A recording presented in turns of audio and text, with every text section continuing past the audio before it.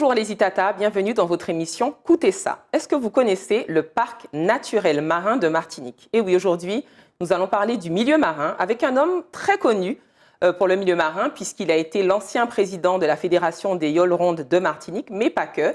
Il a été aussi président du comité régional olympique et sportif de Martinique. J'ai le plaisir de recevoir Monsieur Alain Dédé en tant que deuxième vice-président du parc naturel marin. Bonjour Alain.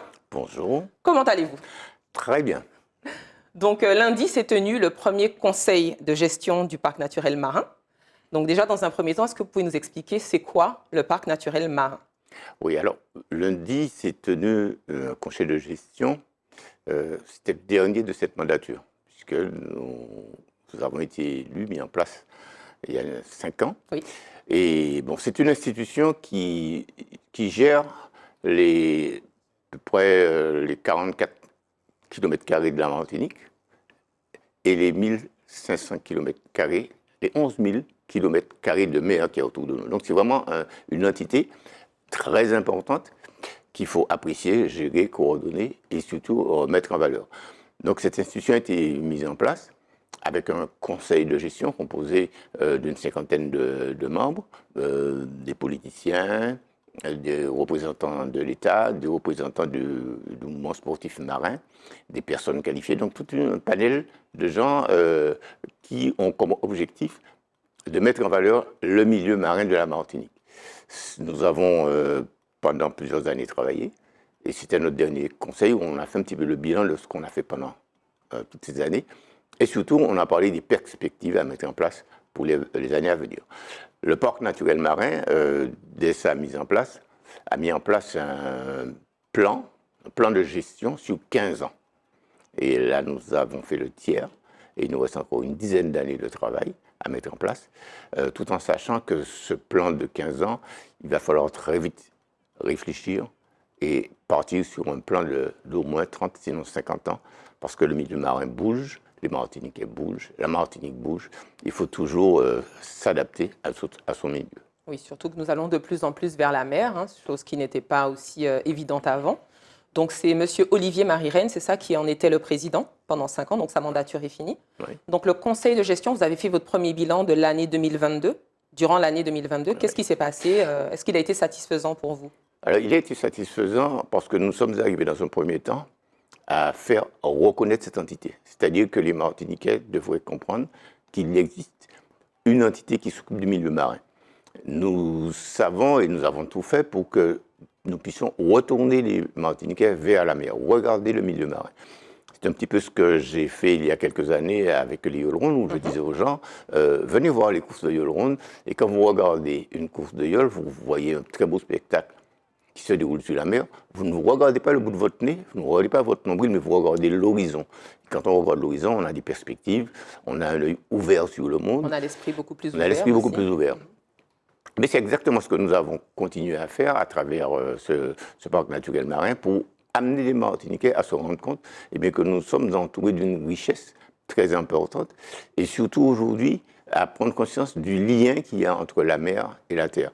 2 ressources importantes. Vous voyez, on parle d'avoir d'une suffisance en termes de création, en termes d'alimentation, mais ces 2 éléments peuvent nous l'apporter. Donc il faut pouvoir travailler ensemble, organiser tout cela et surtout faire produire et permettre à nos Martiniquais également de vivre à travers cela. Donc c'est un tout petit peu ça. Donc ce conseil de gestion a mis en place, a rappelé un petit peu toutes les actions que nous avons menées, faire connaître ce milieu dans le milieu scolaire, apprendre nos enfants à venir et à découvrir les choses que nous avons créées, ce qu'on appelle les aires marines éducatives. Oui, j'ai vu. Où on a amené les enfants sur place pour découvrir un tout petit peu comment ça fonctionne, comment on peut vivre, comment on peut découvrir les choses. Nous avons également donné beaucoup d'avis sur ce qu'on appelle les AOT. Les AOT, vous savez, ce sont des autorisations d'occupation temporaire du milieu marin et maritime. Donc ces occupations, elles font l'objet de demandes. Il y en a beaucoup. Bon, nous avons eu à peu près 35 demandes. Mais sur les 35 demandes, nous avons donné simplement 10 avis positifs voyez, et Qui font 25 ces cabinets. demandes d'occupation Alors, temporaire? c'est un petit peu monsieur tout le monde, les Ok. organisations et tout. Bon, on n'occupe pas le domaine maritime comme cela. Donc, Des réglementations. voilà, et quand on l'occupe, il faut pouvoir respecter les choses. Vous voyez, ces jours-ci, nous sommes en train de découvrir que, bon, des permis de construire ont été donnés au détriment de la mangrove. Vous voyez, donc, Oui. ce sont des choses. Bon, nous, on a donné des avis, par exemple, sur l'extension de la possible de la Caravelle comme milieu où, effectivement, il y a de la mangrove, il y a de la vie, et il faut pouvoir faire très attention. On ne peut pas étendre les choses, raser de la mangrove, raser les choses. Ça demande une réflexion très importante. Et là, nous avons des équipes qui travaillent sur place. Il faut aller sur l'eau, il faut aller dans la mangrove, il faut faire des tests, il faut savoir exactement ce que l'on a au-dessus et en dessous de l'eau. Vous voyez, donc c'est toute une réflexion qui nous permet, nous, de donner des avis justement sur tout cela, et également des avis sur les recherches qui sont faites, comment préserver nos tortues, comment évolue le milieu. C'est très réglementé, les tortues. C'est très réglementé, donc tout cela demande un travail. Et tout ceci est fait parce qu'il y a un parc marin qui a une cinquantaine de membres dans son conseil de gestion, mais qui a également une trentaine d'agents en relation avec l'OFB, justement pour pouvoir aller sur l'eau, gérer. Nous sommes en train de monter en gamme puisque nous avons un bateau, on aura un deuxième qui va nous permettre justement, avec la formation que nous avons donnée à nos agents, de pouvoir verbaliser les gens qui ne respectent pas la réglementation. Donc vous avez parlé de l'OFB, qui est l'Office français de la biodiversité, dont fait partie le parc naturel marin. Le parc naturel marin. Donc vous parliez de terre et en même temps vous parlez de mer. Est-ce qu'il y a une corrélation qu'on peut faire entre le parc naturel régional marin, donc plus connu sous le nom de PNRM, et le parc naturel marin? Est-ce que... On est liés. On est liés et nous avons d'ailleurs mis en place une action cette année sur la découverte des zones humides. Et nous avons demandé aux Martiniquais, déjà renseignez-vous pour savoir ce que c'est qu'une zone humide, et puis faites des photos. Et nous avons eu quelque chose comme 60 photos, des gens qui sont allés un petit peu, qui ont découvert des choses, qui ont fait des photos. C'était un truc formidable. Et il y a eu des messages. On s'est rendu compte à ce moment-là, en regardant toutes ces photos, que la nature nous donnait des messages. Alors je vais juste vous raconter juste une photo où il y a un groupe de personnes dans le milieu marin en train de discuter, et puis il y a un qui dit « Ah non, c'est ma faute, c'est ma faute, c'est ma faute ». C'est des crabes, c'est ma faute qui étaient en train de discuter. Vous voyez, cette petite image a montré que il y a une relation entre le fonctionnement du milieu marin et le fonctionnement humain. Et puis, il y a également une très belle photo où on a vu une branche de la mangrove, ça se passe, je ne sais pas la région, mais une branche de la mangrove qui disait « Mais nous sommes ici, mais c'est quoi ça ?» Et derrière, on voyait une construction de maisons auprès de la mangrove. Donc, malheureusement. Donc, ce sont des messages qui sont véhiculés directement par ces zones humides qu'il faut pouvoir apprécier. Et le parc naturel régional et le parc de Marais, nous avons travaillé ensemble justement pour sensibiliser. Et puis, nous avons fait une exposition de ces photos au Salon de la Mangrove, aux Trois-Îlets, la maison de la Mangrove aux Trois-Îlets, où les gens sont venus en nombre pour découvrir un petit peu ces messages que nous donne la nature. Très bien, parce qu'il faut savoir effectivement que le milieu marin, il ne s'agit pas que de la mer. Il y a les zones humides, il y a les mangroves, donc c'est tout le milieu en fait d'eau en fait. Alors, il y a de l'eau en Martinique. Il y a de l'eau. Alors le milieu marin est animal et végétal. Voilà, mais on ne le dit peut-être pas assez, mais le milieu marin qui entoure la Martinique, c'est une zone de plus de 11 km², avec un point situé à 5 km de profondeur. 5 km, c'est-à-dire qu'il y a une zone qu'on n'a pas encore exploitée, qu'on n'a pas encore bien définie, mais que d'ici 20, 30, 40 ans sera peut-être quelque chose de très important. Donc il faut aujourd'hui pouvoir... Donc il faut savoir exactement ce qui se passe sous l'eau. Et là, avec nos agents, il y a des études qui sont faites. On se rend compte aujourd'hui comment nos coraux sont malades, comment faire pour les guérir, comment faire pour préserver certaines zones, créer des sentiers sous-marins. Donc il y a toute une réflexion qui a commencé depuis très longtemps et qui continue, et en même temps informer le public. Et on a mis autour du Bélia cette année ce festival. Bélia en mai, c'est le premier festival que vous avez organisé. Voilà, qui a permis justement d'aller au contact du public et d'expliquer au public que bien, la mer, c'est extrêmement riche, c'est très important, le milieu marin, il y a beaucoup de choses. Alors, bien sûr, quand on voit la mer, on a l'impression que c'est de l'eau, mais il n'y a pas que l'eau. Pas que ça. Il n'y a pas que l'eau. Et puis, nous avons toutes les rivières qui sortent de la terre et qui vont vers la mer. Et puis, il y a tout ce que nous, humains, nous renvoyons dans la mer. Et nous avons de gros problèmes aujourd'hui d'assainissement. Et Donc, du coup, ça touche à la qualité de l'eau. ça touche à la qualité de l'eau. Et non seulement ça touche à la qualité de l'eau, mais ça touche à la qualité de la vie sur l'eau. Du coup, vous travaillez aussi avec l'Office de l'eau. On travaille énormément avec l'Office de l'eau, justement, pour pouvoir réfléchir et puis faire des propositions. Alors, ce n'est pas du tout évident parce qu'on a toujours l'impression que la mer, c'est un terrain de jeu. La mer, c'est un terrain où on est bien. Ça va beaucoup plus loin. Et nous avons, mis en place, justement, cette année, nous avons travaillé particulièrement avec Coralie Balmy sur la relation qu'on pourrait, avec l'utilisation de l'eau, quelle relation on peut mettre en place pour permettre aux gens qui ont eu des AVC de retrouver un fonctionnement normal. Vous parlez de Coralie Balmy, la nageuse. La nageuse, vraiment, qui a fait un gros travail sur l'eau. Donc, vous voyez, la relation qu'on pouvait avoir pour des gens en termes, c'est la relation mère-santé.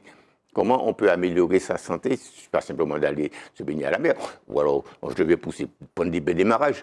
Non, mais on peut aller beaucoup plus loin dans la réflexion, et c'est ce que nous sommes en train de faire, justement, sur cette réflexion pour cela. D'accord, d'où l'intérêt de bien connaître le milieu qu'on fréquente et de vraiment se l'approprier. Après, je pense que c'est une équation qui n'est pas évidente entre la vie des plaisanciers ou de la population et la vie maritime.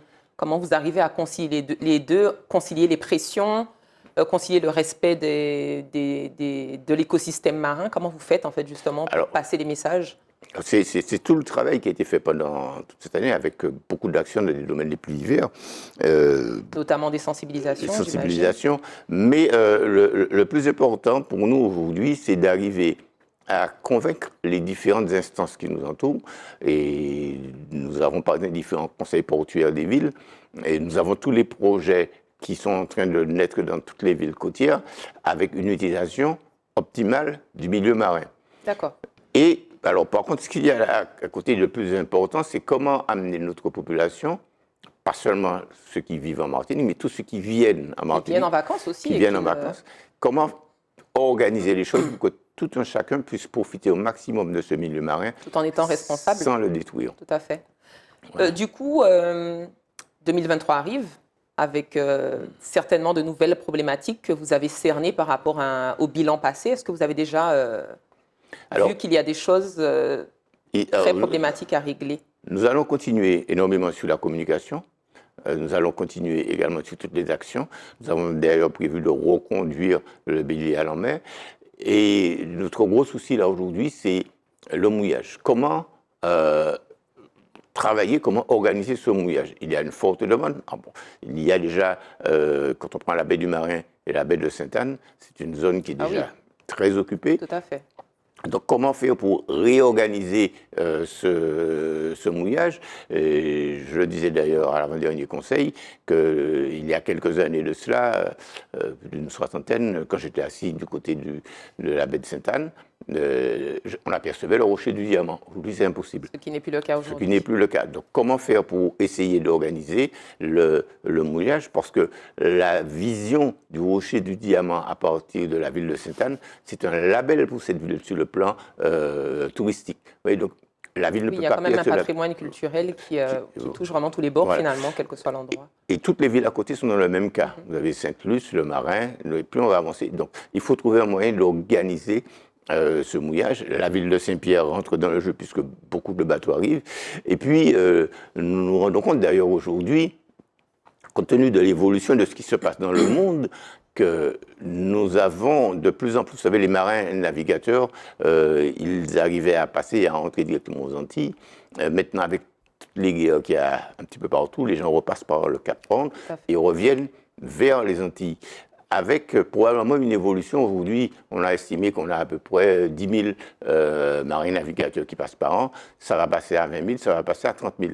Ça veut dire que le mouillage va augmenter et que toute l'organisation qu'il y a autour de cela, on doit y réfléchir dès aujourd'hui. Comment répartir ces bateaux dans ces baies, toujours en permettant aux Martiniquais d'aller prendre le mer quand ils le peuvent. Donc il y a tout cela. Et puis, il y a toute une économie qui est à gérer autour de ça, qui est extrêmement importante. Très bien. Merci beaucoup, Monsieur Alain Dédé. Malheureusement, l'émission se termine très tôt. On a encore plein de choses à dire parce que c'était vraiment un échange très riche. Donc, merci d'avoir partagé ces connaissances avec nous. Merci aux Itata d'avoir suivi cette émission. J'espère que ça vous a plu et je vous dis à très bientôt dans Coutez ça.